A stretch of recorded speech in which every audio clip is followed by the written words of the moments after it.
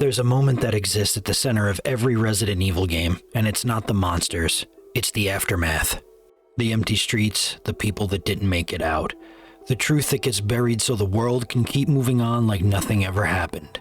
Thanks to the many pharmaceutical companies, like Umbrella, led solely by Oswell E. Spencer. Resident Evil has never been about defeating evil, it's about surviving it, and living with what's left behind. Raccoon City burned in 1998, and ever since, this series has been running from that moment. With new viruses, new outbreaks, new bioweapons, different countries, even different faces. But it all traces back to the same origin. One catastrophe that changed everything, and was never truly put to rest. And that's why Resident Evil Requiem feels different. Across all the trailers presented to us, Capcom isn't just showing us another outbreak, they're bringing the series back to the place that it all began. Brand new character in Grace Ashcroft, still carrying personal loss herself, a veteran in Leon S. Kennedy, someone who has spent decades fighting consequences that never truly ended. Because what Leon learned in the last 30 years is what Grace will pick up on. Evil always lingers in the shadows. And for the first time in a long time, Resident Evil doesn't feel like it's asking how we survive the next disaster. It feels as if we're asking whether the series and the people inside it can finally confront the last one. Because if Raccoon City was the beginning of a nightmare where we were forced to face our fear, Requiem might be the moment in the series where it finally decides to face that nightmare head on and face our past. And today, we're breaking down every trailer released so far, what's confirmed, what's implied, any theories, and why this game might be setting up something bigger than just Resident Evil 9. It might be an all-time great. What's going on, everyone? Welcome back. Today we are going to be covering everything from the first original Resident Evil Requiem trailer all the way down to the fourth and final trailer, guys. We have been covering it nonstop recently, and we are almost less than 2 weeks away from its inevitable date. Today I am joined by a fellow friend, gamer, and really one of my best friends in real life, Kamina. Welcome to the stream, my brother. How you doing? So, Kamina here is a very big fan of Resident Evil, as well as I. He shares a huge passion in the franchise, and we have been playing the games together actually all the way back since the RE1 remake. We used to look at strategy guides together and have a lot of fun, but just, you know, there's been so many highs and lows with the Resident Evil franchise over the years that we'll point out and we'll discuss in this video. But today we're going to start off this video talking about all four trailers. We're going to just strictly watch them through. Then we're going to break them down and discuss them. So, Kamina, you could go ahead and hit play.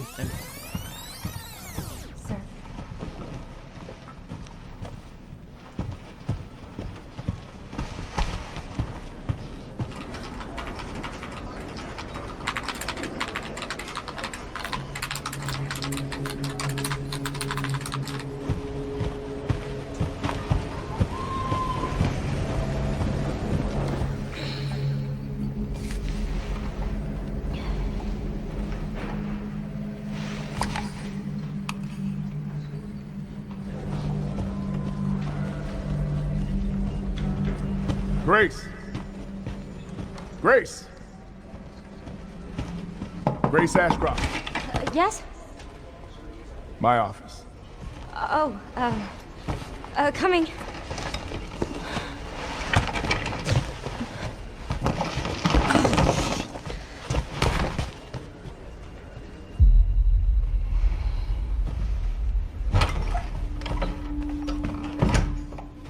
If this is about the report you asked for yesterday, it'll be ready in 3. No, 2 days, tops. Put a hold on that for now. We found another body.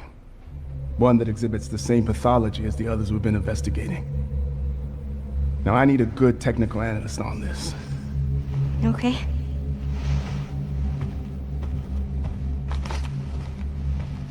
I need your eyes on the crime scene. The Renwood Hotel.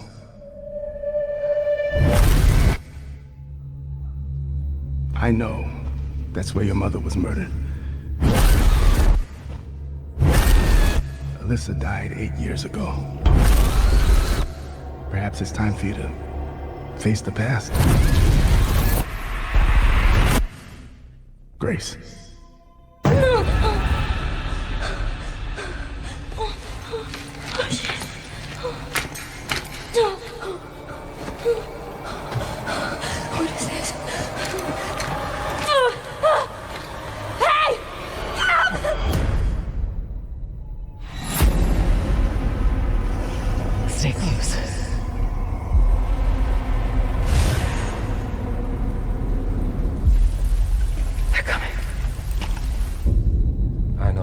you're the one that I've been searching for.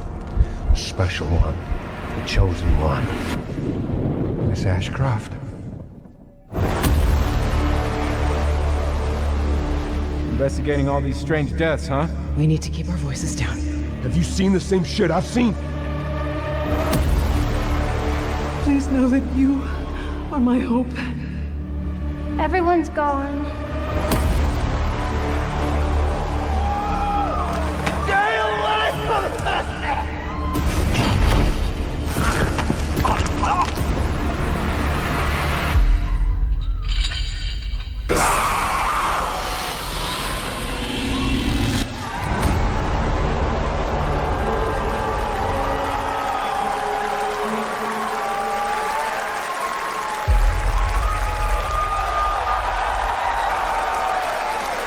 Okay, round of applause. So, with that, Drew, I would love to hear from you first. I would let you have the floor on what you thought of the first reveal trailer.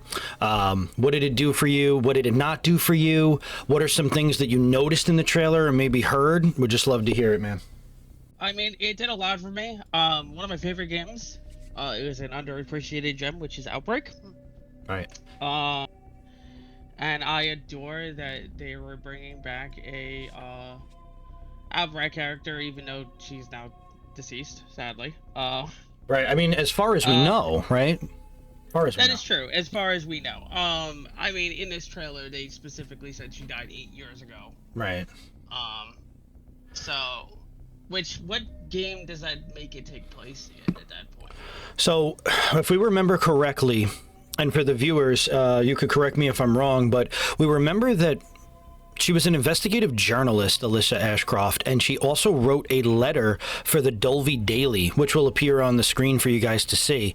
That is her being an investigative journalist of the Baker residence and being able to document what's been going on there. She was keeping an idea, and she was really getting into things that probably, it's kind of like when you stick your nose too far, you end up getting bitten. That's kind of what it seems like happened to Alyssa. She really never stopped pursuing the truth after the Raccoon City incident. So to answer your question, Kamina or Drew, I think that it took place maybe around 2018 she died, right? Because that would be 8 years from now. So what game did that take place in? Was that during 7? I know that Resident Evil is... It would have... chronological to our years, right? Yeah, so I would say it was probably somewhere in the middle. Like, she probably died somewhere in the middle between 7 and 8, chronologically. So this is probably taking place during the Ethan Winters saga, right? Which is interesting, right? Because we got to piece things together. We've seen Alyssa's name. Now, that's a name that you didn't think that anybody would see, correct? Because just like Kamina shared, Outbreak is such an underappreciated gem in the Resident Evil franchise to realistically, and I know he'll vouch me on this, we should have definitely gotten HD ports of File 1 and File 2 before this game came out. It would have made the most sense, right? Like, 100%. It would have made the most sense. Outbreak is ahead of its time. Way ahead. Imagine Outbreak today with today's infrastructure and internet and everything. I think Outbreak, if released today on and played like RE2 remake, would be a resounding success. I agree. I think it's an amazing game, and it's, if no one in here has played it before, I would definitely recommend you play it. Yeah, and as you guys can see, Outbreak and Outbreak File 2 right here, they came out back even before the Resident Evil 4 released. They were actually very important to the story's canon, and that's the thing people forget. These survivors actually canonically left Raccoon City. They survived, all of them. Every character, ones that you didn't even pick, right? Whether you had the 4-man group or whatever, they survived. So we now have an understanding that Grace Ashcroft, right, Drew, she works now for the FBI. What I found extremely interesting, right? We saw Dempsey, her boss, right, her supervisor. It's very interesting to me, and I've actually fact-checked this with people that I know that work in law enforcement. I don't think they'd actually have you go and look over a case that has to do with your own family. You know, like already No. something, right? Already something Yeah, very I interesting. don't think that's gonna happen. Yeah. I think that's just for plot to get her to, Yeah. you know, face her fears and go to the place where her mom died. Because Yeah. that's a real big question. Honestly, is because we know that people lived through the Raccoon City incident. We know that there are 6 people that died because of this. Right. We do. I really don't know who the 6 people are. Yeah, they have yet to share it. They have yet to share, even on like the bulletin boards and later trailers we'll show you guys, because we're going to be breaking down all of them. They really didn't go into specifics on who has died. You know, we know for a fact that, like, you know, all of the Outbreak characters were present. Leon, Claire, Hunk, he did wear his hazmat costume, so I really don't believe he was infected, but you never know. You have Chris, who was in Europe before the infection, but the real question is, was Chris infected because he was inside of the mansion as well? Because, you know, he was around the T-virus outbreak in the mansion, but they're calling it the Raccoon City incident. So I'm curious, will they consider Chris infected? Will they not? Will we not see Chris? As far as I know, I don't think we're going to see Chris one way or another, because I personally think we'll see the last of Chris Redfield in RE10. I think that, and this is just a bold prediction here, Drew, I think that just as the story started off the main lines back in 1996 with Jill and Chris as the main characters, I think maybe they do a full circle thing and have Jill and Chris as the main protagonists of 10. That doesn't mean we won't see Jill in this game. I do believe it.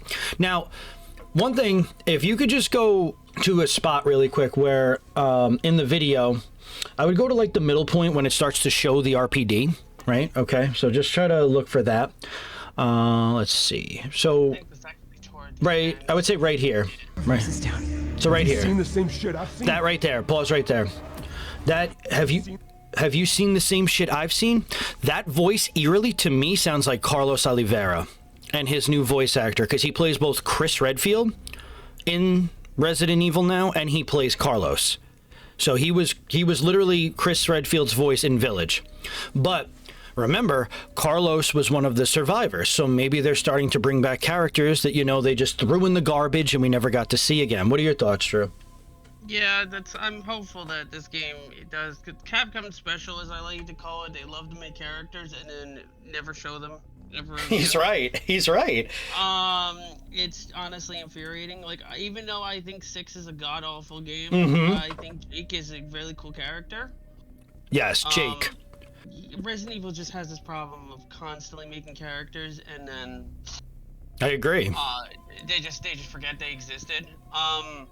That's why the 6 people that died is honestly, like, very important to me, and it's very interesting. Because I personally, going back on your previous thing, I don't think that Chris is infected.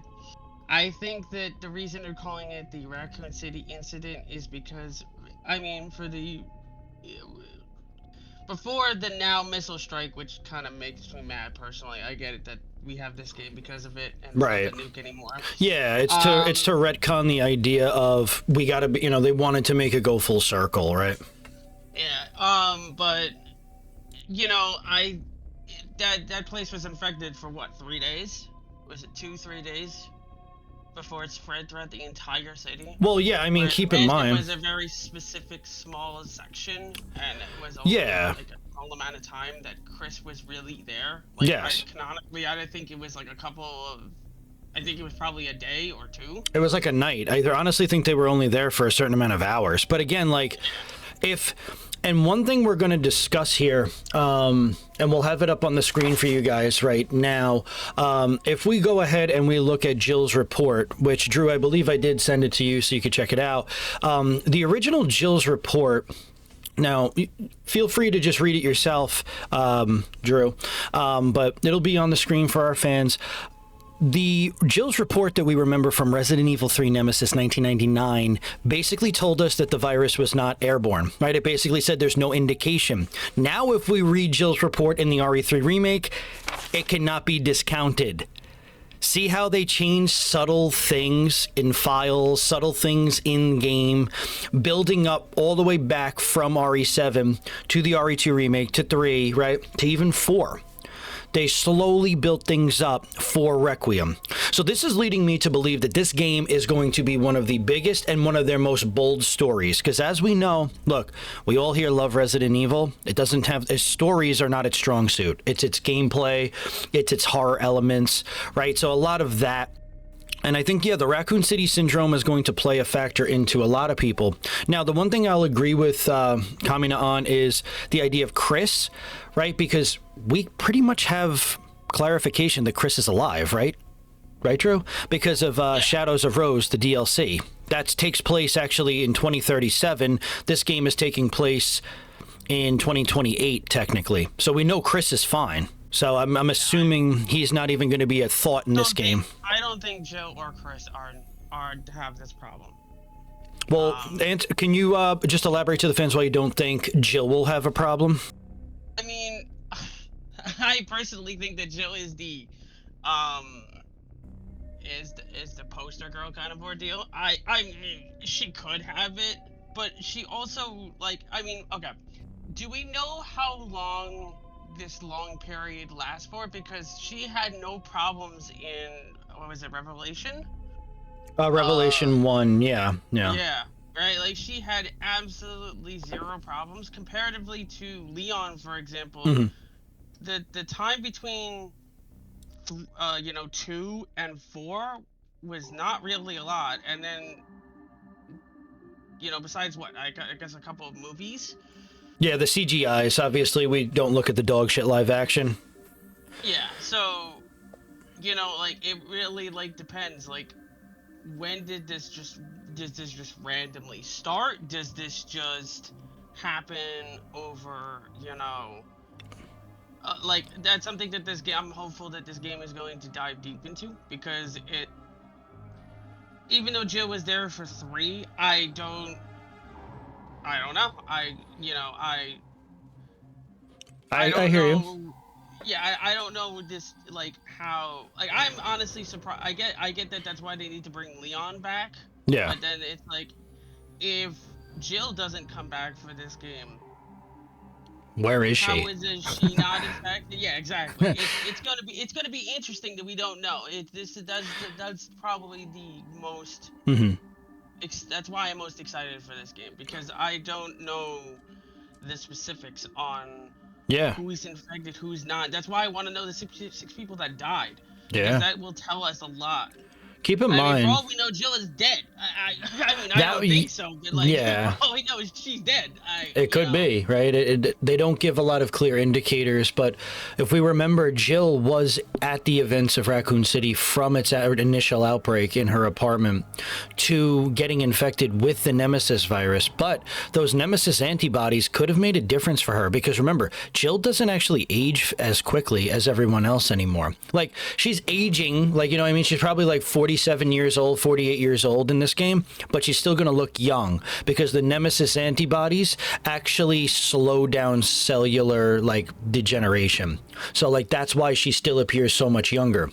The most interesting thing, just to finish up with Jill Valentine, is that we haven't seen a game with her solely at the helm, and I'm talking solely at the helm, since Resident Evil 3, or the Resident Evil 3 remake, but that's just a remake. Think about it, we saw her in 5, right, as a plot device. We saw her in Revelations, which, yeah, she has part of campaign, but part Chris's campaign as well.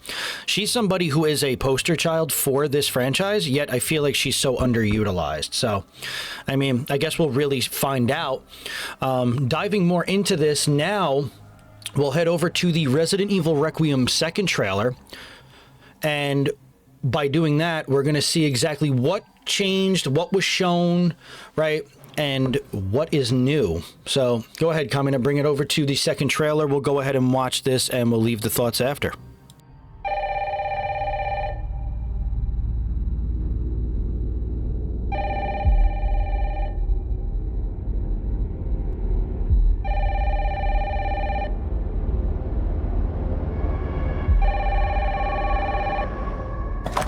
Hello? Yes.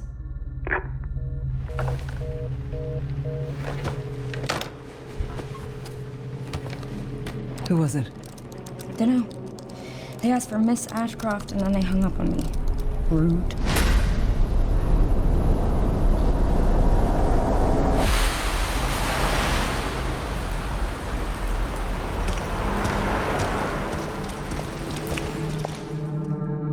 Oh, you're FBI? Investigating all these strange deaths, huh?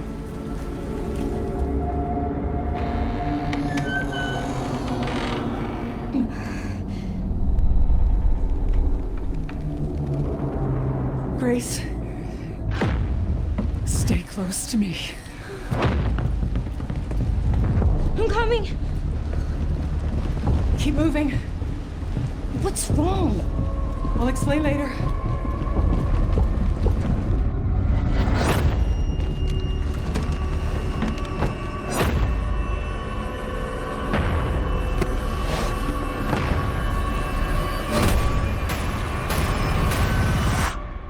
I've been watching you.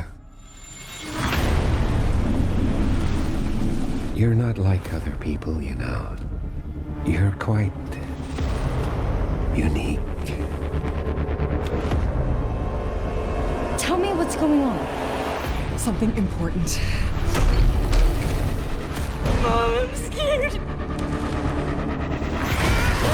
Grace. They're coming.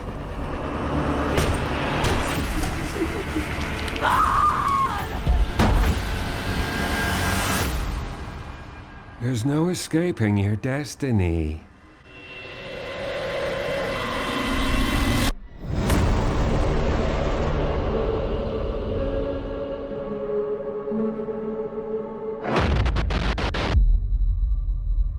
All right, a lot of things to cover there, Drew. Obviously, I'll start you off. What did you notice?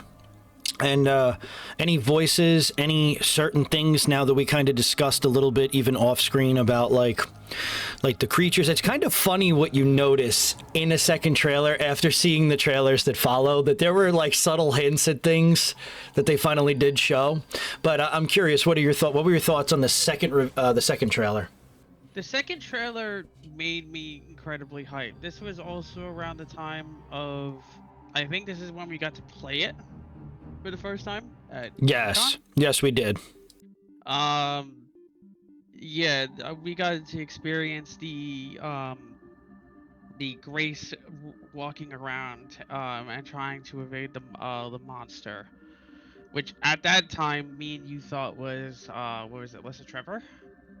Yeah, originally that was our first guess because we saw the chains, we heard the noises. I mean, it sounded eerily like Lisa, as if she escaped this situation of the Spencer Mansion. Obviously, Umbrella Chronicles technically made that canon, that she was still alive after she jumped off of that cliff in RE1 Remake.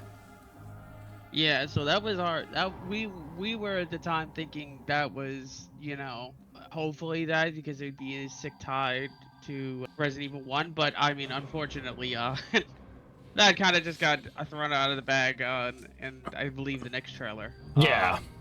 But yeah, so this trailer honestly made me just excited for the game. Right. Because it was like, ooh, I am the biggest person you will ever meet that is, I think Resident Evil's true Identity. nature, its blood, its everything, yeah, it's survival horror. Absolutely. I am not a big action person for Resident Evil. Right. And this trailer made me beyond excited.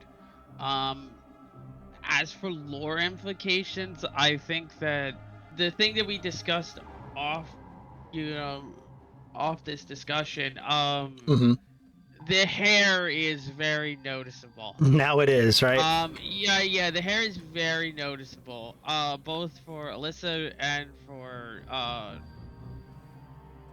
god, I'm bad with names. Are we talking about the creature, or are we talking about... Yeah, everybody. Like, okay. From the creature to the daughter to Alyssa, you know, like, everybody here is just, they conveniently have right short white hair. It's very interesting, right? It's all the same color, and I think it's almost interesting to try to pick up on that when you're first watching the second trailer, because it's just kind of like you're so focused on like what am I watching? You're not looking for all the subtle differences. And I think we got to notice too, right? There was a voice that we heard investigating all these strange deaths, huh? Like, we don't know who that is, and that's what Capcom, when in their trailers, they love to just drop random voices and never explain who they are until you get the game. And one thing I gotta say, Drew, they have done such a like really tight squeezed way of like not showing us really much of this game. Like, they obviously show certain locations we'll probably go, like a prequel in the Redwood Hotel, maybe visiting it after, right? The Rhodes Hill Chronic Care Center, Raccoon City, like, we know all that. So, oh my God, yeah, like that. And like, now, as we progress, and now that we're pointing out the idea that, Grace has severe lore implications. We heard in the first trailer, "You are my hope," right? When we hear the word hope, it correlates so much to what they're looking for here, where Dr. Victor Gideon says, Elpis can be finally set free. So Elpis, if we look in the Greek mythology of what that is, she's the goddess of hope. So my question is, could Grace Ashcroft be a clone? What do you think, Drew? Yeah, from the little things that we get later that we'll go into, I am pretty sold on Grace being a clone. Yeah, almost a perfect one, if that. I don't. It also would tie and make sense to the whole story that, why they're basically watching her and looking after her, because if every experiment has failed, besides her, it would make sense on why she's being watched. I mean, it could be just because she escaped and they're just scared that she's gonna remember or figure it out. Now, did she? No. So I completely agree with that. Now, the question I have is, and this is something, right? We gotta, and I'm curious. Guys, leave it in the comment section below. Did she escape, or did Alyssa break her out? Do we actually have any confirmation she's her biological daughter? No. Like, we don't even know who her father is. Now, these next two trailers, guys, are going to do a lot. Now, they're going to reveal, they're going to show different gameplay. They're going to show different gameplay that even my best friend here he's sold on, but he's also not, because again, as he described to you in the video, he's not the biggest fan of the action side. Although, right, Drew, you did love the Resident Evil 4 remake. It was one of your favorite. You did really like it. I did really like RE4 remake. Yeah. Especially comparatively. I mean, I can go into. I've got some hot takes. Really hot takes. Yeah. That is for sure. But I did very much like right. RE4. Yes, he definitely is somebody, and there's plenty of people like him that preferred the remake over the original just based on the action purity. As he stated earlier, Drew is somebody that prefers the survival horror aspect, as am I. I've grown to really love the action horror aspect as well, because it transitioned the series. When it went too far was when I didn't like it, and then obviously I'm more of a survival horror purist, so I think RE4 Remake is the most that it should be action. And if they add action in this game, that's fine, as long as it feels more like RE4 Remake rather than like 6, Like, I don't want that. But I mean, even the original RE4, I feel like was too much, because it was very it was much more like an action movie. Straight up. He's right. It's like The Matrix. I don't disagree. Like, that's the thing. Yeah, like it went from gritty survival horror to Leon spouting one-liners and not giving a shit, and doing these acts of God. Yeah, which we don't miss the point. Drew loves Leon's one-liners. It's just the idea of the action and I think the plot device too of RE4 Remake was, which you'll see on the screen. We'll show a little bit of RE4 Remake content. The thing with RE4 Remake and how it did it so well, the cinematic cutscenes and storytelling kind of made the story more like connectionable, if that's even a word, to where like RE4 Original kind of just felt like a fever dream of action and Leon going, no thanks, bro. You know, like, and it was catchy and it was funny and it was adored by fans all over. And I am not saying for a single second I don't love the original. It has a special place in my heart, but I do agree with Kamina that the remake did the game a lot of justice that it needed. If people really want to know my true feelings, if they care, Yeah. I will gladly have a debate and discussion on the Resident Evil series after, 9 comes out, because I'm very excited. But I've got some very, very hot takes that the community will probably love in some aspects and absolutely hate. But I don't mind being the villain. Yeah, I don't blame you. I think that we'll go into this a little bit more. There's a reason I brought this up, because the next trailer is very divisive. This is when it lost me a little bit. Like that's why I specifically explained here that I was so hyped for this game. Getting to play it at Comic-Con too, at New York Comic-Con, and then this trailer, I was over the moon, because we went from another very decisive, and I don't want to go too deep into it, 8. Oh God, yeah, please. We could just skip over it. We could skip over that. Just, yeah. Not a big fan of Village. We did love 7. 7 was incredible. I love 7 because I think 7 is very, I don't like the first person, but I do like that it's scary. And the villains, like the Baker residents and Evelyn, like yes, Jack Baker. It felt very much. I mean, Hideo Kojima said it best, I believe. He put in a tweet where he said that Resident Evil makes the most sense in Village because the person shows up to a house and the residents are evil. And I thought that yeah, was very funny. It's the truth. It actually connected perfectly. But, if people want to hear more, I'll go into it. But I did want to bring that up because it's just that the next trailer is going to be interesting. It's exciting, but it's also like worrisome. It's worrisome for him. Yeah. And to me, it's not worrisome at all. I'll just lay that out there. I do, and Drew knows this, I do like the action horror, but to an extent. And he knows that as well. Just like you guys. I'll explain why after we go through it, and I'll give my little, why I think it should have been like this. But I mean, like I said, I have no problem. You can write in the comments. I'm fine with that. Yeah. and also have a debate with him in the comment section. But keep it peaceful, guys. Like if there's something that you don't agree with that we say, or we say misinformation that's on accident, like if I confuse the G virus and the T virus and stuff like that, please don't take any harm in it. Like we're doing our best, and we would appreciate it. Just keep it civil, and I promise you, me and Kamina will answer in the comment section below. So, Drew, let's get into the trailer that was most divisive for you, but also kind of revealing for a brand new character. All right, now this is the official Leon S. Kennedy coming to Requiem trailer. This is what we were talking about, the divisiveness. Let's check it out.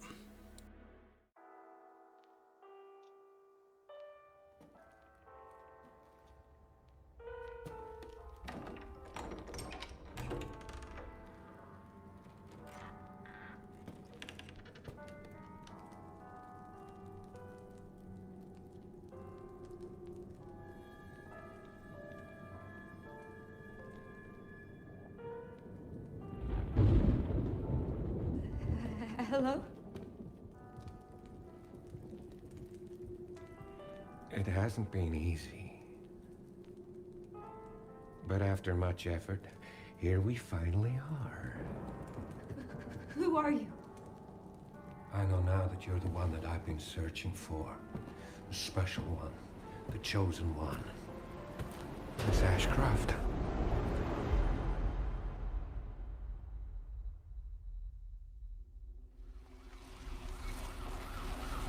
Talk to me. Is this one like the others? And it's not post-mortem lividity.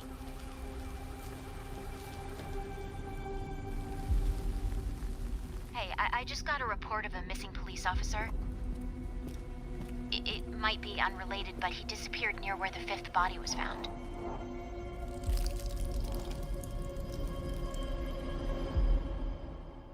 Through you,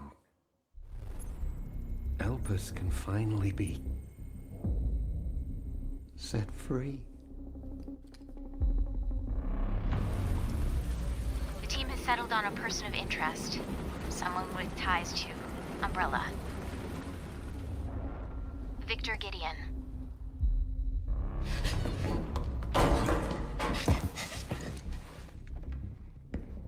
Grace! Grace! Victor purchased a building after Umbrella went under. I'll send you the address.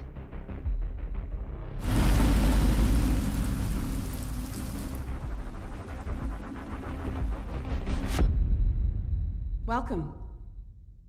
Dr. Gideon has been expecting you.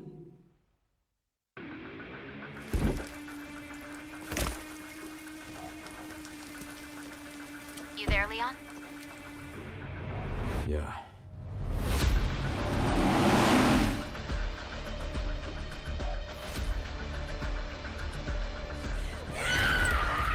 Hey, over here. FBI. What are you doing here? Would you like to see what's hidden under the hood? Don't do anything stupid. Me? Never.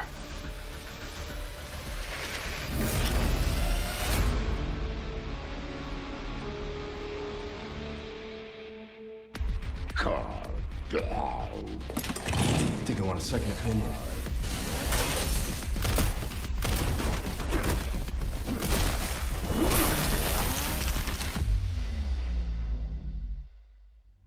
Okay, guys, you saw it there first. We got our live reaction trailer of Leon S. Kennedy, right? Our bowl cut hero being back in Resident Evil Requiem. Honestly, kind of feels fitting that he's coming back for the events of this. And he's also a fan favorite. You know, growing up, it was mainly Chris Redfield, Jill Valentine, right? But then once they remodeled Chris to Roid Rage, you know, Chris, it became like, you know, we love Chris, but Leon became the focal point of the series. It was pretty cool to see. We noticed a couple of things right off the bat. Drew, did you notice anything like just from that trailer? Oh, I mean, there's a ton of stuff to go into with this trailer. Let's start off with the main man, Leon. Right. As hot as ever. Yeah, he is hot. Literally, specifically from Capcom's side, that they got female team members to basically craft Leon to make him as hot as possible, which is very funny. It's really funny. It's impressive, honestly. Don't get what I said earlier twisted. I am beyond excited to see Leon. I love Leon as a character, at least from 2, because, and even especially I like Leon's character after 4 Remake, because 4 Remake was very much a bridge to Leon becoming this, you know, almost stoic badass type of character, which I think is fine. I truly love Leon, but this was almost one of those things that's just like the very end of the trailer was decisive for me, because I was hoping, well, let's backtrack just a little bit. Seeing Leon, and to answer your question, Snake, is Leon's infected, and that's a big thing. We noticed it from the gloves, right? He has gloves on. We noticed it from just his entire body. I mean, John will probably pull this up, where you know, he was head to toe covered, and that's like, what?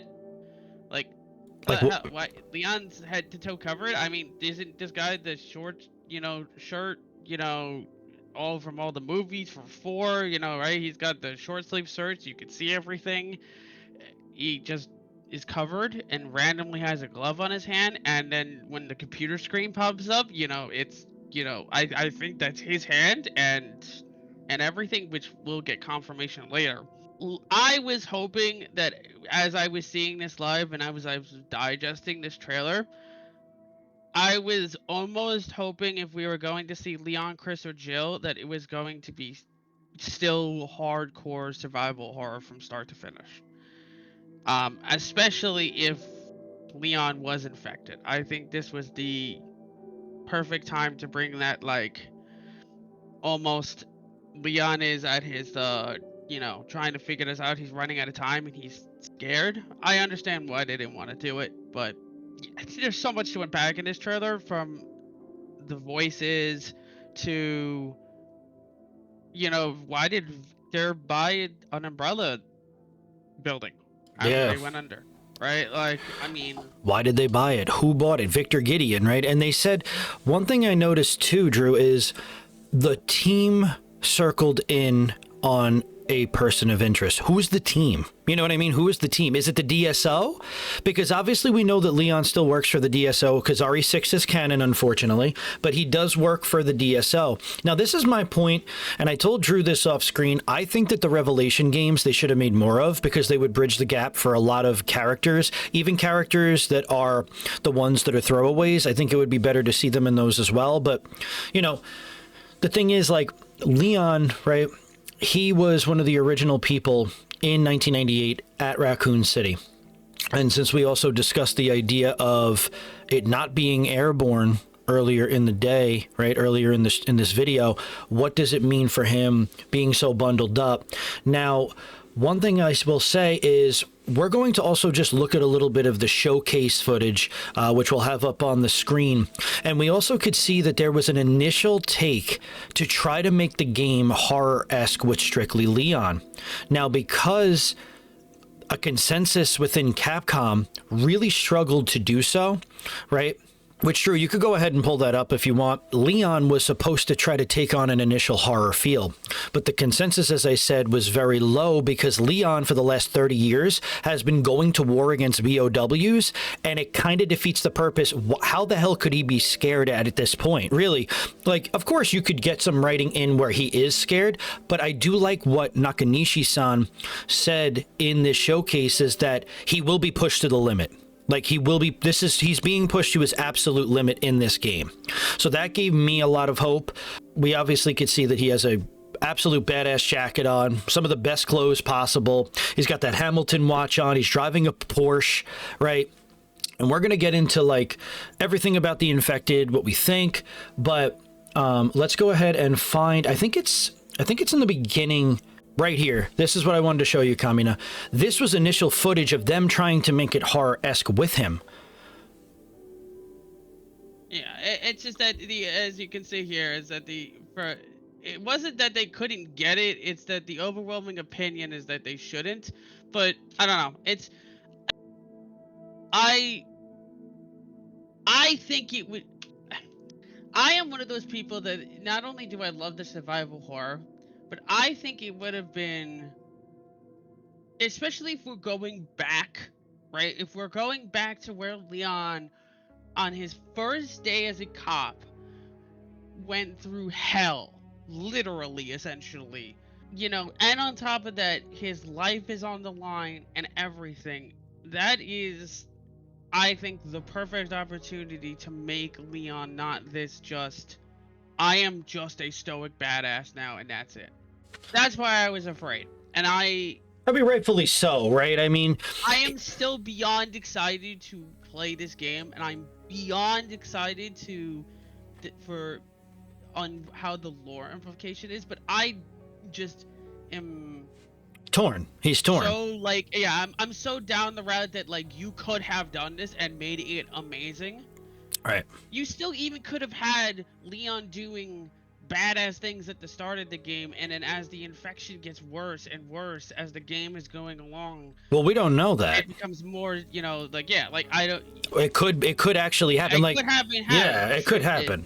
No, but that's what I'm saying. It's like they felt so strong that they had to do this, and listen, that, you know, that's what they're gonna do. But I am happy that we're getting essentially it's like a gray section. Yeah, like, so basically, to elaborate on Kamina or Drew's thoughts, we're getting a gray section now where you could play in both first and third person, which I know Drew really appreciated.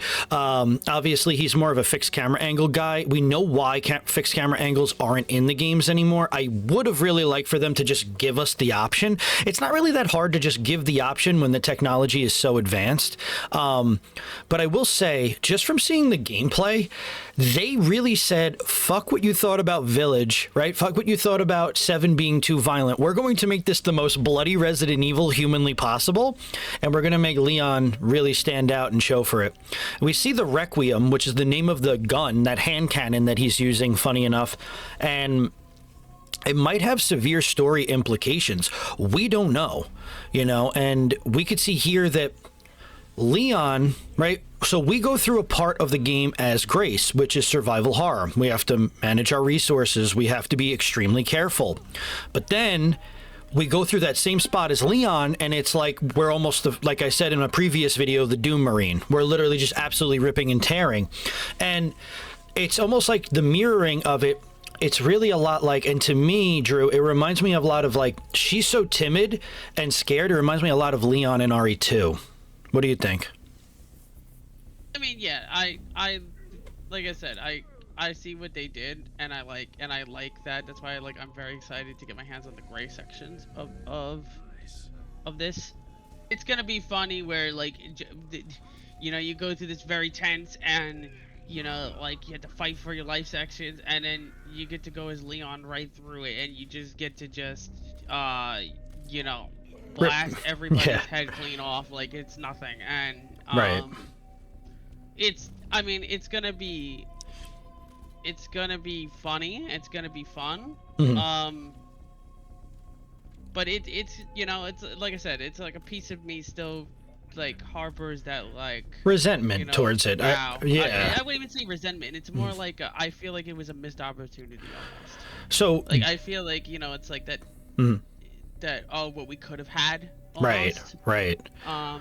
What do you think about the idea of the transitions? Do you think the transitions are going to matter a lot in this game? I personally do, because the switch from survival horror to action horror is something that really has never been done in a game, especially a horror game, successfully. And I think they're really testing the limits of what their capabilities are. So would you say the transitions are going to matter between them? I think so. I mean, I know that they specifically said they wanted a 50-50 split, and I think that's going to be it's going to be interesting. It's going to be very interesting to see. I wonder if they're going to branch off too. As for all we know is that Leon is coming in after Grace does a section. So is that just going to be the whole game? Are we just playing double of the same thing the whole game? Or are they branching off? Are they merging? You know, so that's going to be very telling on how they're going to weave in the, you know, action in and survival horror. So from what I've seen is, or what I've at least heard, is that the game roughly, okay, is going to be around 18 hours long. Now again, guys, this is rumors. Do not, you know, hang me at the stake for it. 9 hours of Leon campaign, 9 hours of Grace. One intertwining story. It's not like we're going to pick the scenario of Leon. I will tell you this. Yeah. Good luck to you, because I know you're going to want to do a no save, no damage. Yeah, that ain't happening. You have to sit there for 18 hours. It's going to be a living, breathing nightmare. Look, we probably, he's right, honestly, fuck that. It's probably, you know what it is? Obviously, that's on a first-time playthrough. It's roughly that long. Obviously, if you're doing a challenge run, you bring the time down a lot, because there's probably going to be a ranking system in this game, right? They moved over to ranking systems, which, for better or worse, they're meant for the player to exceed expectation and stuff. But again, even if I only do sections of Grace, because I'm keen more towards the survival horror in my challenge runs on the channel over here, which you could check out on the playlist right here on the channel, it's going to be, it's not going to be easy, because RE4 Remake alone was really tough. But you know what I noticed, Drew? If we look at Leon's campaign, or his playing, the aiming and the shooting, the camera actually looks dead on. It looks like bullets are actually hitting, right? Rather than like missing. It always felt like the RE4 camera was off kilt. Did you ever notice that like when you were shooting a zombie, or a ganado, I should say, in RE4, like you missed shots even though you swore to God you shot, like you aimed at? Like I felt that so much. No, the remake. The remake, because of its crosshair. Remember, the original had the laser, so it was a little bit easier to hit monsters. In 4 Remake, it felt like the camera was a little panned off kilt, and it also felt like I was missing shots that I was purposely not trying to. And that happened to a lot Yeah. of players. Yeah, I definitely, I did not have that in the original. I definitely had that in 4, the remake. Yes. It felt very kind of weird. I mean, the game was still fucking amazing. But I don't know if that was a gameplay decision where it was a, you know, Good luck, you're missing. Yeah. yeah, like that's how you miss kind of ordeal to, Right. you know, reduce your ammo and count and stuff because, you know, the enemies also dodge. It's going to be interesting. I definitely felt that. Yeah, I definitely felt that Right, we also noticed what that yeah. ooh, I miss. And when you seeing in this trailer, like, yeah, like the gunplay feels meaty, and I think that was intentional. Absolutely. Yeah, I like it was almost visceral. Is, you know, like it was like Leon does not give a fuck, straight up. No, he doesn't. It's weird though that we keep seeing Grace's gameplay, Drew, in first person. It's almost like her.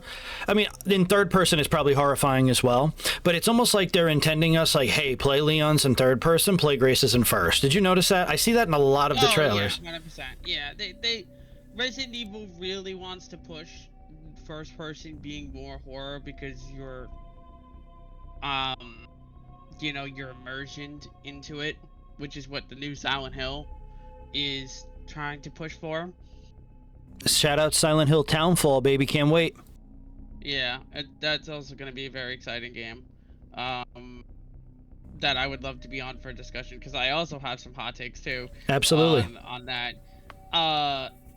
But I will always play it in third person because I do think, like, I really like the RE2, RE4, you know, RE3, you know, over the shoulder camera. I do think it still can work, but I truly miss the fixed cameras. Also, shout out if anybody has Resident Evil 2 on PC. If you're excited about this, go play the mod that turns the entire game into fixed camera. It is one of the best feeling games ever, and it will completely change your mind on a lot, and it shows you that you can still have fixed camera to this day. He's right. I actually played it with him and it worked. It's it worked well. An amazing thing. If you're so excited for this, go run through RE2 and fixed camera angle. It would be remake. It's amazing. They might honestly eventually do like a fixed camera for Grace's section too. You know, I could see them doing it. I can't see why not. I'm actually more surprised I wonder if there's a fixed camera angle for RE3 remake. That would be pretty interesting too, like a mod. I don't know if the same people that worked on the RE2 did RE3, but right.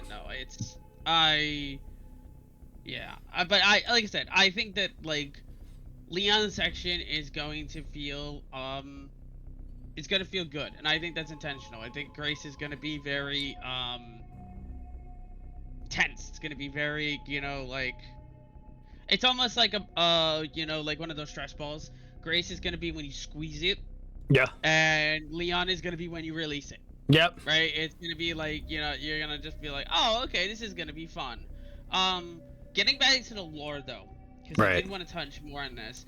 I really loved in this showcase specifically. I know we kind of like finished the other trailer, but in this showcase, I really loved that these zombies are very much early infected, and when they are early infected, they are just still doing what they were almost like programmed beforehand. Like humanistic characteristics, yeah, right? It's like it's scary. Yeah, I don't know if that was like that in, you know, the original games, because we always saw something like after the fact, or as time has passed. Even in 3 with Jill, when she's there, and even in the remake, it still takes, you know, like we see like when all hell breaks loose, we don't get to see that like very beginning.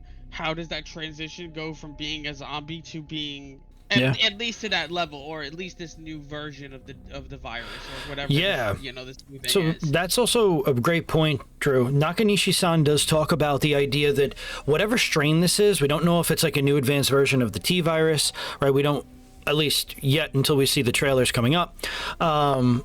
We just see that the unfortunate side of the characteristics that what people did while they were still alive, they still repeat. It's almost as if like they're still trapped in their bodies as it's slowly leaving. It relates a lot to like dementia or something like that, you know, and how like, you know, you still remember things, but you also don't.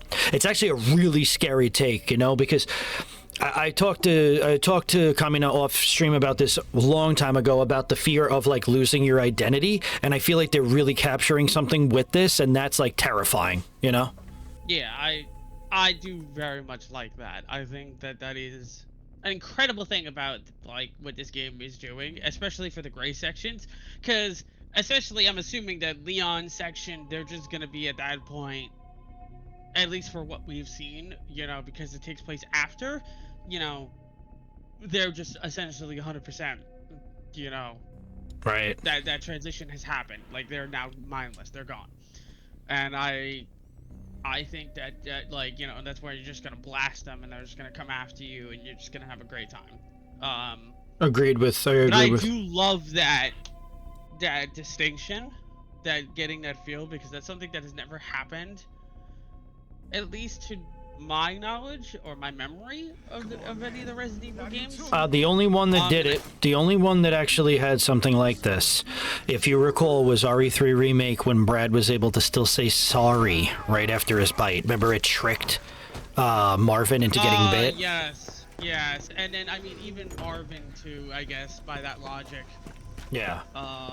You know, being able to like say things and stuff like that. So I guess it's true, but yeah. it you know, you get to see it firsthand here, because I'm assuming that like this is like fresh. Yeah, we don't know if the strain is mutated.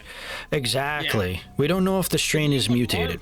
Yeah. He took place, like we left, so we don't know that what he was thinking or feeling in between those sections. So like it's, exactly.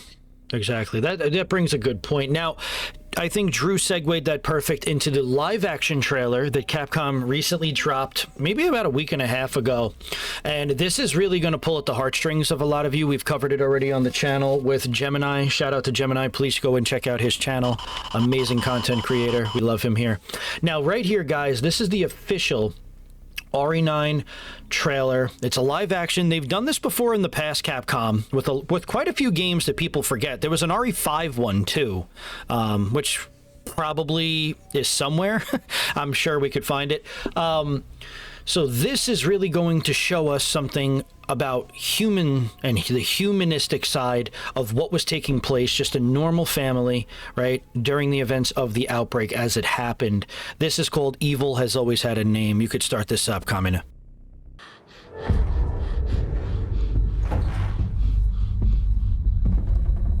It wasn't always like this.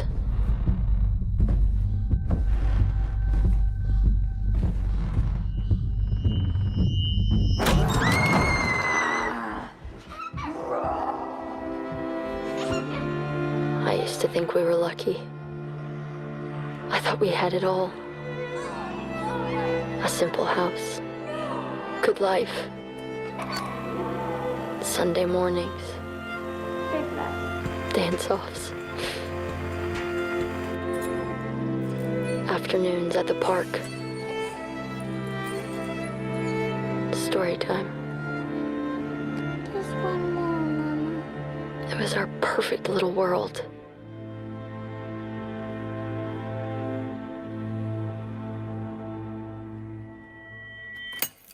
Then it started. First the sirens, then the emergency broadcasts. Due to the citywide outbreak, you were advised to take shelter at the Raccoon City Police Station. Food and medical supplies will be provided to everyone in need. Then the screams. God, the screams.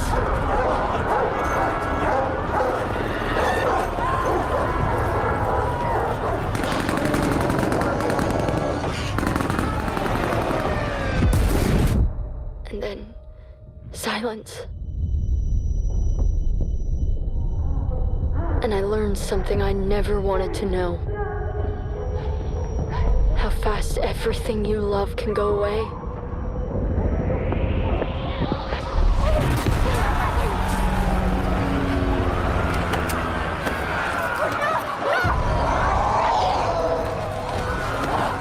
We ran.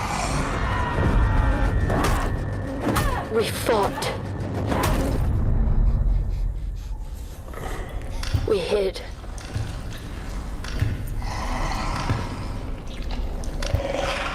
And still, they came.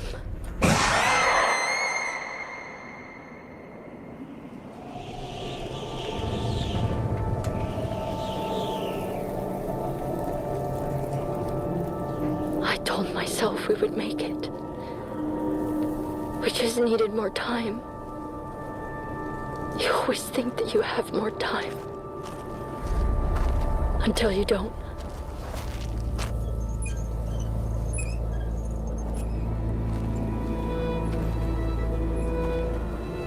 If anyone finds this, tell them I tried. Tell them I was still me. Right up until the end.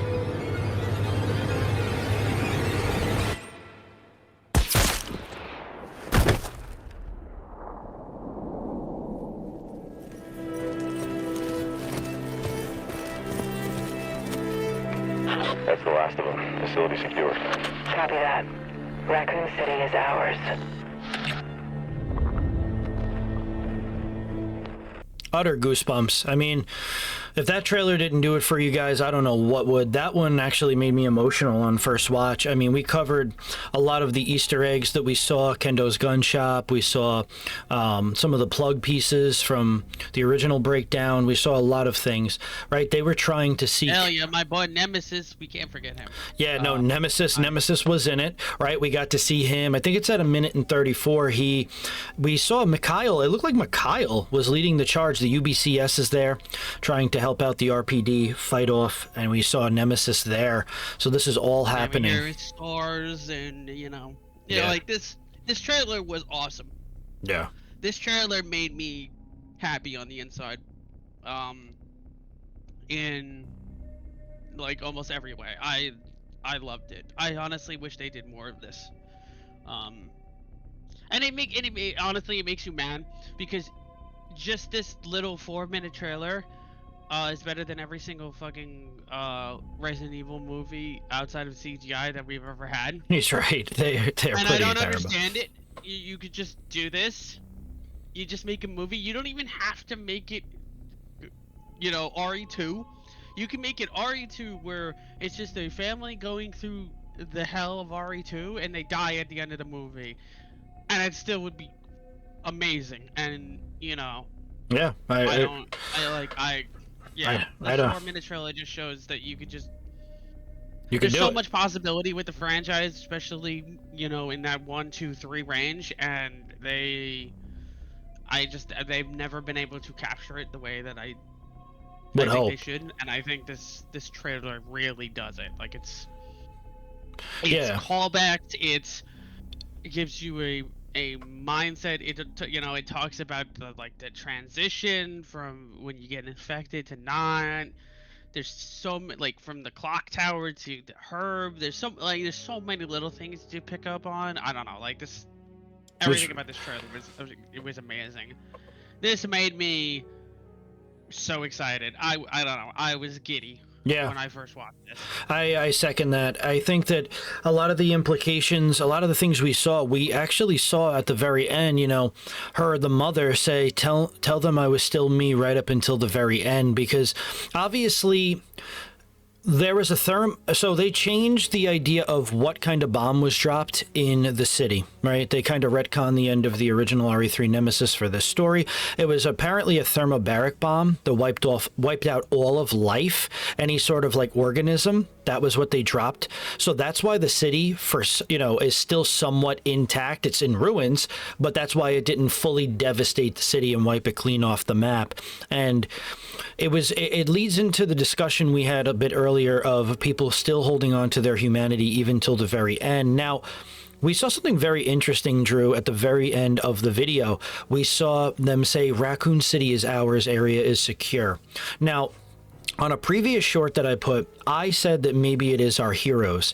And the reason that I say that it could be, or it might not be, and it could be whoever's moving in to take over a facility there, is because, again, we look at monsters from the lens of them being right, violent, evil, but they all had an origin story, right? And they all were trying to escape this nightmare. Even, you know, creatures like the hunters in the Spencer Mansion, and, you know, everything started off as something that was originally being tested on. And even the dogs, right? The canines were there to actually help the police, and then they turned vicious. It's like a call to the idea that everything originally wasn't what it seems, but now, you know, we get that more humanistic side. We see from the lens of somebody outside of our heroes that this is actually, you know, we're killing people, we're killing creatures that were once human. And I think that's extremely powerful. You know, I really can't say much more about what they did with this. And shout out to the channel we watched it on, Residents of Evil. Definitely go check them out. They have done unbelievable work in regards to Resident Evil, making their own movie, live action movie, which we really loved here. Me and Drew, we loved that movie where they did the Keeper's Diary, right? The Itchy Tasty. That was incredible. And, you know, I can't describe any more that the idea of keeping your humanity to the end, it echoes the idea of like dementia and some of the mental health issues that we see in the world, where, you know, it's almost like a foreshadowing of losing who you are is one of the scariest things possible. So that is the live action trailer, guys. And, you know, now we're going to go into the fourth and final trailer that they just released at the PlayStation State of Play. This is going to give us a lot of information that we have been looking for. It's also going to give us a top secret document that we're going to actually pause on after the video and read to break down exactly why the people that were in Raccoon City that survived it are now experiencing prolonged effects. So go ahead, Kami, and get that video rolling. That's 6 now. 6 survivors of Raccoon City, all dead from the same thing. Yeah, that's not good. Victor purchased a building after Umbrella went under. The Rhodes Hill Chronic Care Center.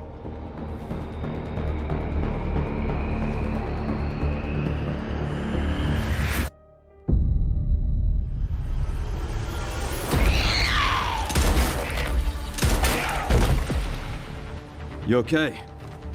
What does Victor want with you? What do you mean? He grabbed you for a reason. Did you find anything on Opus? Not yet. Nothing on the servers at the CIA or the Pentagon. You are an ignorant fool. Leon, we're running out of time.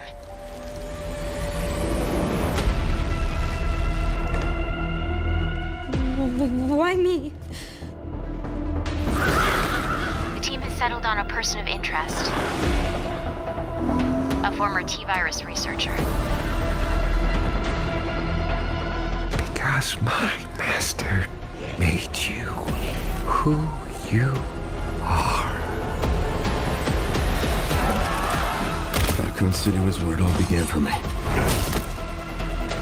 I'm coming with you. We can talk. What do you want to know? I don't want any more regrets. Whatever it takes, count me in.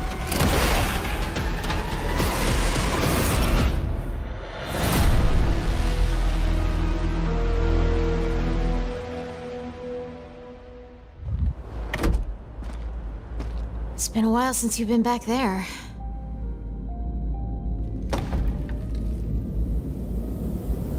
Yeah.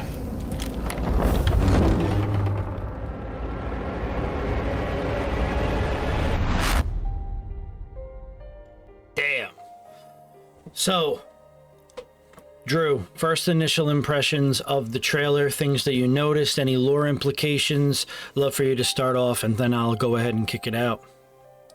Oh, this trailer gives everything. This trailer just like, here's an answer, here's another answer, here's a hint, here's a thing. From the fact that he was a T-virus to, I mean, even the little shots of the kids, to one of them being, I'm almost assuming, I mean, we'll probably go more into detail, who I think is Alyssa, or at least Grace. I don't know. There's so much to Yeah. this. This entire trailer made me almost hyped again, even from what I was talking about earlier, just because of, I really love Resident Evil when it's more grounded as a story, and I think that this game is doing just that. Yeah.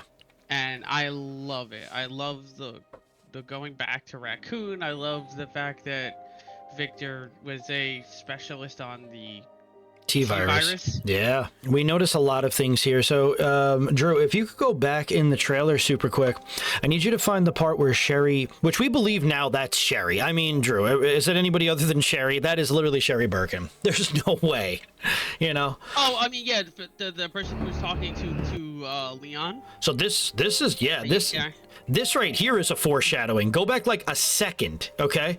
Go back like, okay, so play it really fast.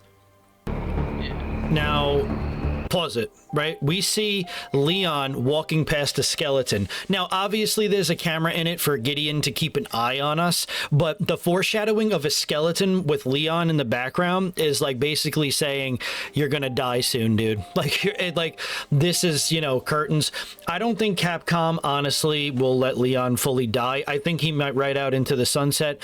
I personally don't think he will die, and this is why. You remember in Resident Evil 4, when he said the cop and me died that day? I think what this game is going to do is push him to a limit where now the cop in him almost will come back, and, you know, he'll be able to make peace with a lot of things that he struggled with, right? We're seeing a lot of different areas here in the video. We're seeing the idea of him asking questions about, right here, pause that. So go right back to that part. I want to go to the nice meaty... No, yes. So now... Yeah. Let's pull this up. Let's make this bigger. Okay, so this is the Raccoon City Syndrome. Drew, if you could go ahead and read that for me because I can't see it too much. Yeah. Report on Raccoon City Syndrome. The report outlines the current research on latent onset T-virus syndrome, henceforth referred to as Raccoon City Syndrome. Raccoon City Syndrome occurs when residential T-virus within the body mutates over a prolonged period of time. I have yet to find an effective treatment, and when it manifests, the results are fatal. Raccoon City Syndrome appears to develop through the following stages. Stage 0, dormant. The virus lies temporarily dormant within the host due to the presence of specific antibodies. As the virus is not completely suppressed, it begins to build an immunity to the antibodies over time. Stage 1, activation. The virus becomes active and black, bruise-like marks begin to appear on parts of the body. Mild symptoms such as general molasses and coughing occur. Stage 2, development. The black marks spread further across the body. Coupled with the numbness in the affected areas, this marks the extent to the internal organs, sometimes leading to, hematasis? Yeah, I think it's a hemathisis or something like that. I could not pronounce the word. Any of our medical experts in the comment section, please correct us, because I could not pronounce that word. Hey guys, sorry to interrupt. Editor Gemini here, and I just wanted to let you know the word is hematemesis, and I know this because it happened to me after a kickboxing match went bad. It means vomiting blood, and you get it from trauma, usually. Back to you guys. What's that word? I have cystic fibrosis, and I deal with medicine names all the time, and I can't pronounce any of them, so Stage 3, terminal. The black marks darken and spread across the entire body. Severe pain and intense fatigue make moving difficult. Vomiting blood becomes uncontrollable. Patients at the terminal stage typically die within 1 to 2 hours. So we got a lot right from that information, right? And they like to sneak that in. So the Raccoon City Syndrome is a real thing, and Jill's report confirmed it. That, right, we talked about this. We can't discount the idea that the virus was airborne, right? Breathing in the spores near the zombies, breathing in a lot of the stuff that was going on. Obviously, when they went to the lab, the nest, all of that. You know, Sherry was there, Claire was there, Ada was there, right? Jill was infected with the Nemesis virus, right? A lot of obviously the Outbreak characters were infected as well. Where would you say Leon is at the moment? Like, what stage do you think? I mean, I believe I think we're starting at stage 1. Right. When the story begins. And I think that by the end of the game, we will hit stage 3. Yeah, it's going to cut it close, I could tell you that. Yeah, I mean, we've done this before with other viruses. I mean, Jill was literally, got infected, and then we got to get cured. So it's a nice callback, a nice thing. Yes. I will say quickly that this is what I was talking about earlier, where imagine if you did this entire game where Leon was at stage 2 or stage even 3. That's where I think they could have gone right with the horror aspect for Leon, but they ended up not. But it's going to be interesting. It'll be interesting to see how he plays by the end of the game. Well, that's why I'm almost assuming it's going to get to 3, right? Exactly. And that's why when I said to you earlier in the video that, yeah, it's solely action horror for Leon, I think towards the end of the game it's going to be a lot more scary because there's going to be less that he can do, right? Like he's, especially if it continues to pulpate and get to a situation where he can't move like he normally does, that's going to be scary. And honestly, this trailer, like if we go back, if you can, Drew, and you could go to where he's driving into Raccoon City. I think that's in the front, actually. I'm sorry, forward. It's probably forward. So right here, what do we notice here, Drew? What are we already seeing? I discussed this already in my first impressions, but what are you noticing? The skeleton is very, it keeps popping up. But, I mean, the gas station's in ruins. Everything is in ruins. It's right. You can tell that not many people come here, even after.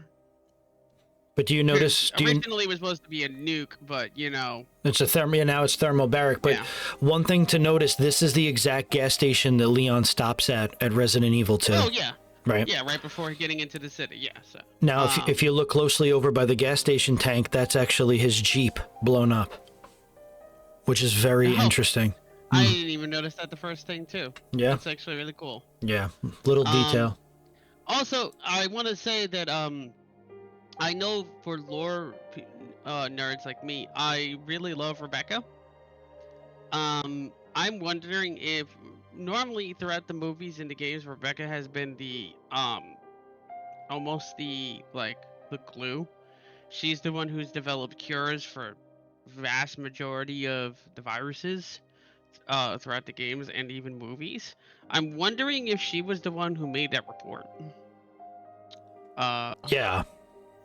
I wonder if she's gonna have something in this game or lines or to show up or even just talked about, but because she has been extensively the person who is the big person to who will cure or figure out the cure or make the cure.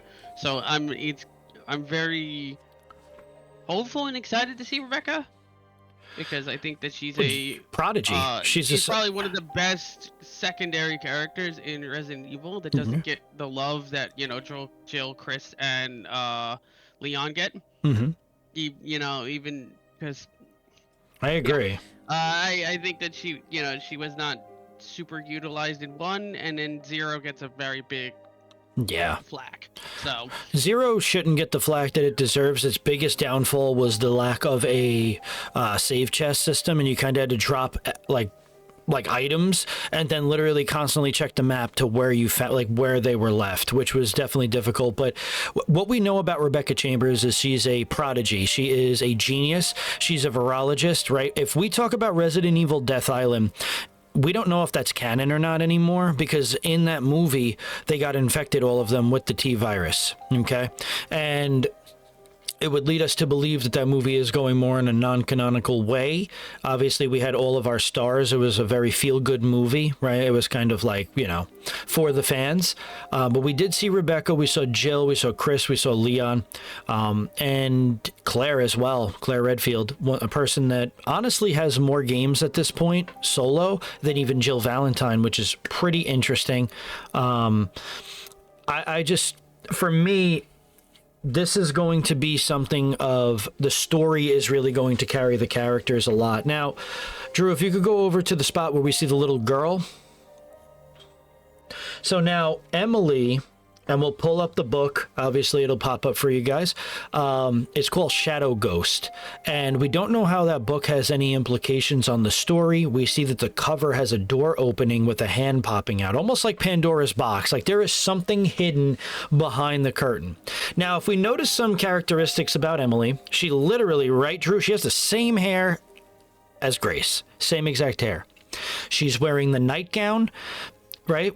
We've seen this nightgown somewhere before.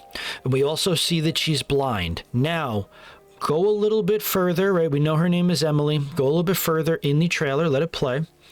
Okay, we see, obviously, Leon having to relive almost the events of Raccoon City in this new part. Now, something we see here... Actually, this is actually interesting. Yes. I want to talk about this more. That this is current day Leon. So, like... But, and this looks like... This looks like that sister city that we were discussing. Yes. This does not look like Raccoon City. It looks like the outbreak is almost happening again, you know? This is literally happening in that almost, I don't know if it's a sister, I don't know what it is, but this is not Raccoon City. Like this is why I think it's very interesting. Why I think it's a sister city is because I don't know if you picked up on the original trailers we were watching when Grace was actually going inside of the Renwood Hotel. Did you notice there was a place called Grill 14? Where did we see a Grill 13? Yeah, I mean Raccoon City. Exactly. So this has to be something of a sister city near it, and. Yeah, we think it's the remnants of people who survived that city or were able to get out and they just built the city and tried to call it their own home. Yeah. And, try to, forget about it. But, like, you can tell that this is current day Leon. And it's something that, like, it is very interesting. Because... We know what is happening. That is a very interesting. Yeah. Is it happening just Outbreak 2 Electric Boogaloo? Like it's almost like Leon is reliving the nightmare, right? So when we were talking about Emily, right? That right there, we're already seeing creatures that are a lot like Crimson Heads, right? Or mutating into a form after they die. If Grace doesn't use the hemo, whatever it is that she's going to be able to use to make creatures literally blow up into smithereens, right? There is a chance that monsters are coming back, right? Monsters are coming back and they could be reanimated, remutated. So that is a really cool feature. Now, Drew stopped at a perfect part. What's behind the door? Kind of reminiscent of the Shadow Ghost book that Emily is holding. What could be behind the door? What evils, the originator of Raccoon City and what truly caused it.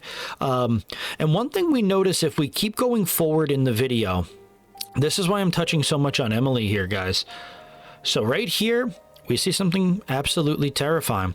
We seem to see behind the girls or the kids, I should say, a scientist. We see an ear, we see shoulders, but we also see red eyes. Drew, where the hell have we seen a project that created creatures with red eyes? Yes, the Wesker project. Yes. Yeah. So. I mean, it's interesting. I think that, like, see, here's the thing that also interests me. We didn't talk about this in the other trailers. I mean, we said that, like, everyone has, like, the short white hair, which is very interesting. I mean, I don't know if it's because of the lighting or the camera, but it even looks like Alyssa has, short white hair. It does. This looks like a flashback too, just by the colorization of the picture, right? It almost looks like we're looking 100%. back at something. So like, I don't know, like, that is one of the most interesting things, because like, for all we know, like, Alyssa was an experiment. I don't actually know. Like, that's kind of what makes this entire thing. You mean exciting. you mean Alyssa, or do you mean Grace Ashcroft? No, I mean, I'm saying like Alyssa. Like, it could even be like, yeah, because like, again, why does she have short white hair? Does she do that because she wants to make it seem like she has blonde? Grace is her daughter. Like, and possibly play that off, that like, hey, like this, I was, I am actually your mother, even though I am not, to make it, her believe it, because she used to have what, I don't know if it was short. It was like short blonde hair, short blonde hair. Very blonde hair, yes. And she conveniently has white hair the same way. Is it dyed? Was she experimented on? Like, I don't know. Is her offspring her actual offspring, and that's why Victor wants her, or is it because she escaped? I think that what they've done is they've teased a lot of things, and there's not it's this. Yeah, it's not a definitive answer. They're kind of they're throwing so much at you, and I would agree totally with Drew. I think that what it is, honestly, I think that Grace Ashcroft was one of the perfect specimens, and I think that because Alyssa Ashcroft was an investigative journalist, I think that maybe somehow she got her out of this facility or wherever she was being held and kind of raised her as her own offspring, right? And I think that these kids, they're using for some sort of project to either enhance human evolution and continue the remnants of Umbrella, now that we know that Umbrella is technically back. But one thing that we also have to keep in mind, obviously we talked about the red eyes with Project Wesker, finding the perfect specimen. Wesker talks about this in previous games. There's also documentation. Let's try to find that gigantic creature really quick. Now, what do we notice about the eyes? Blind. What do we notice about the hair? The same white, kind of like platinum hair. White short hair. Yeah. Wearing what? A gown, just like we saw those kids wear. They're chained up, right? They're not allowed to leave. Are we seeing the mutations going wrong and those poor kids being transmuted into these creatures? Because again, I know if you notice this, Drew, this looks like a totally different area from where we fought the first one inside of the Rhodes Hill Chronic Care Center. So it looks like it's not just one singular monster. It looks like these children are being turned into these mutations because they're trying to do something that's kind of what Grace is, the perfect specimen. That's at least what I'm getting out of this.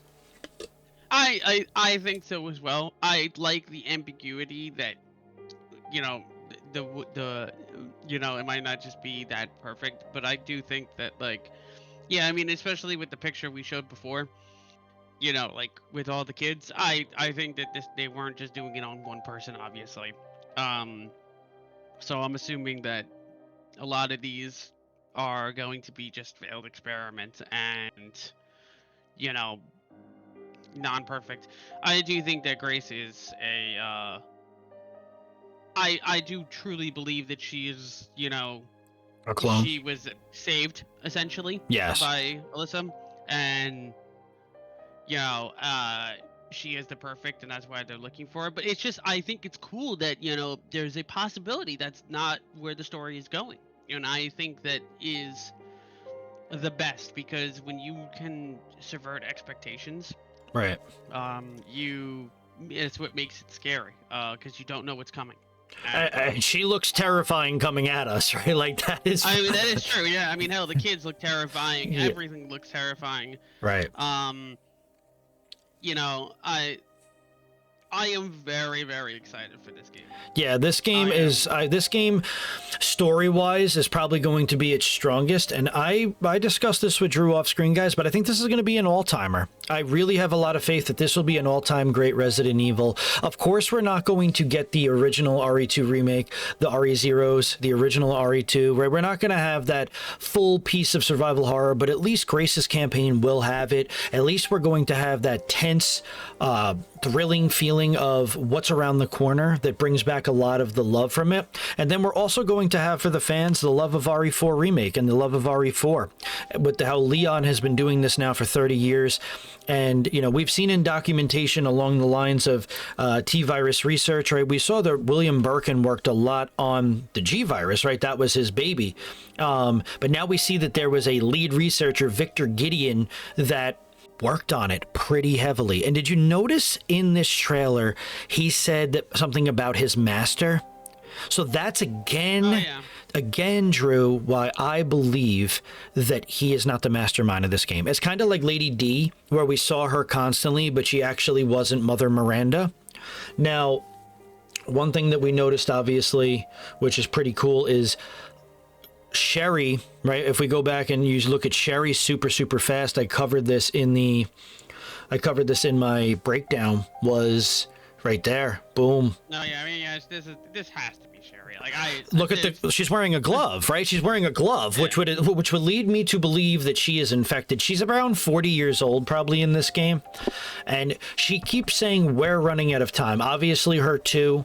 One thing that was actually discussed, that I don't know if people really know, is if you listen to this in the Japanese version, it sounds like two different voices are talking. So I actually think that they're leaving out a voice on purpose. One actor is voicing Sherry, and then there's another voice on this call. So I think they're purposely leaving out somebody else discussing this with us, and I think it's Claire Redfield. I think that there is going to be a lot more than meets the eye. Remember, they're only showing us what they want us to see at this moment, and our heroes all the way back from 1998 are now pushed to the limit. They're pushed to the edge. They're on the verge of death. How are they going to reverse this? What is going on? And we've seen through documentation of all of the games spreading 30 years at this point, really show us that these infections, they spread worldwide. They're set cities ablaze. Creatures are developed, and we're seeing a lot of monster types in this game. Right? We saw that we have, they almost look like blister heads or crimson heads.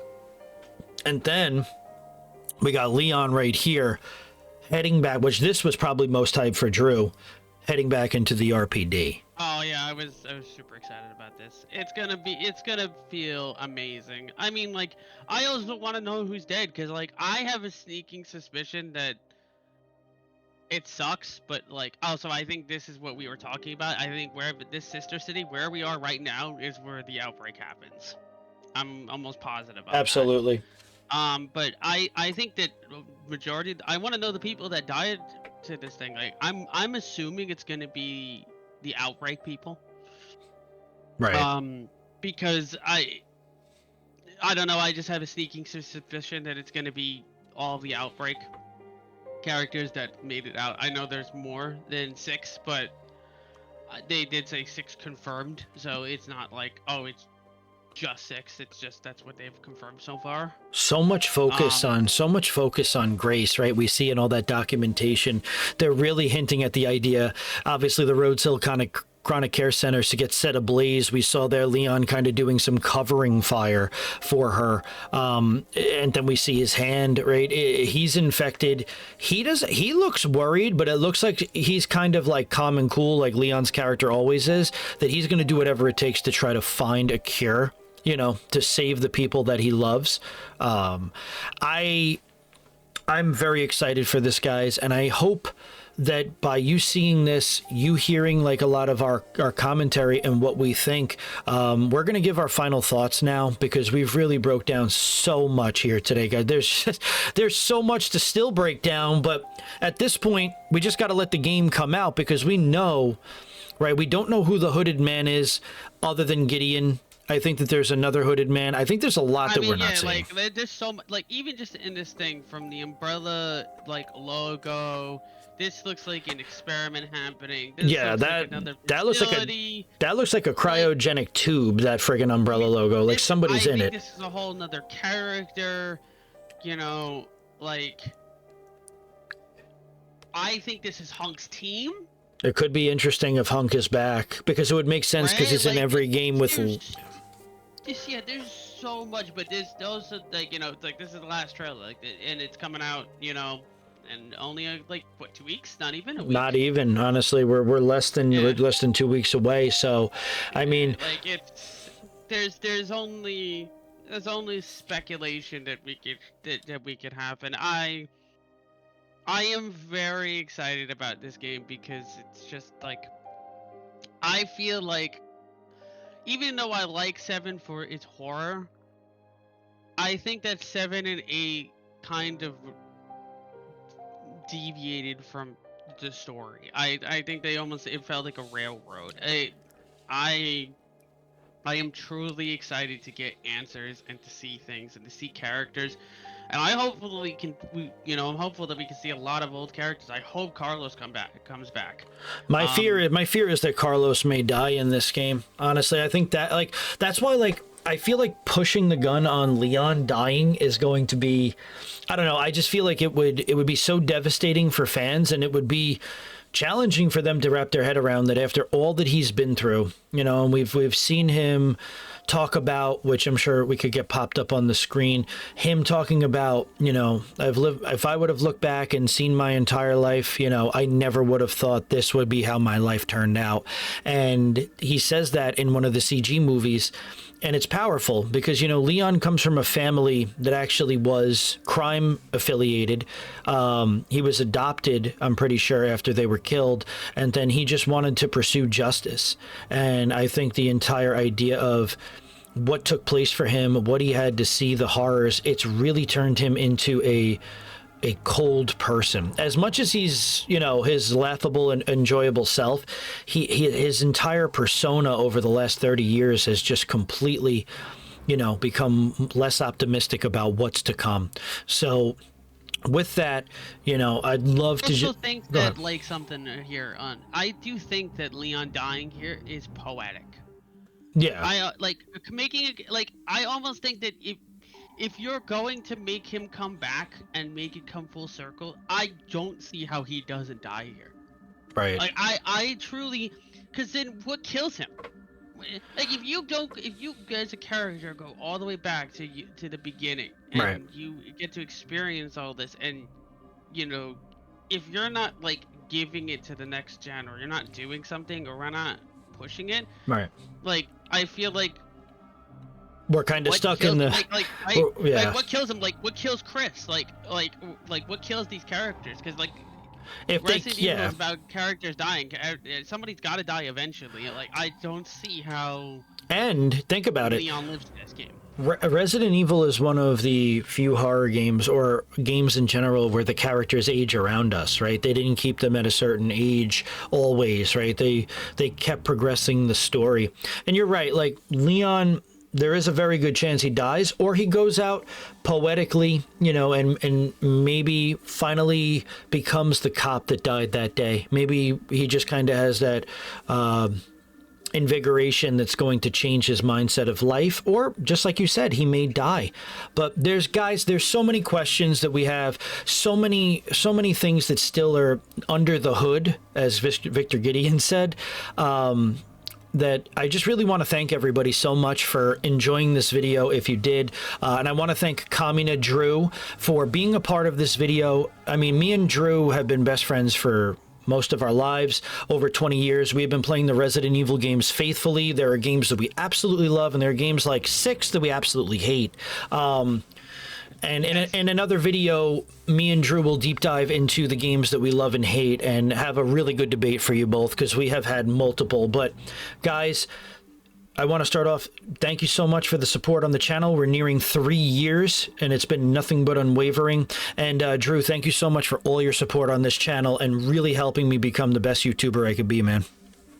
That's what I'm here for. I will always help.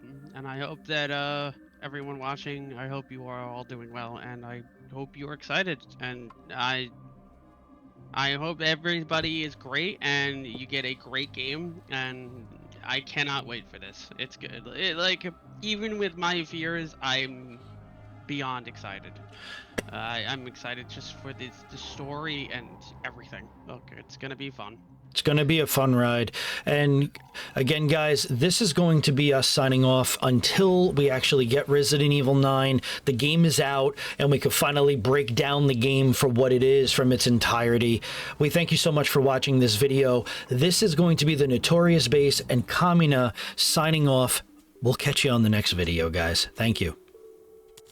After breaking down every trailer piece by piece, what really stands out isn't just what Capcom showed us, it's what they chose to keep circling back to. The places, the tragedies, the same consequences that never really went away. We see the same patterns forming, Grace walking into something personal, Leon returning to something unfinished. An investigation that starts off small but keeps pulling everything back to the larger scale, Raccoon City.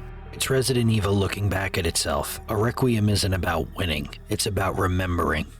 And maybe, for the first time since 1998, letting something finally end.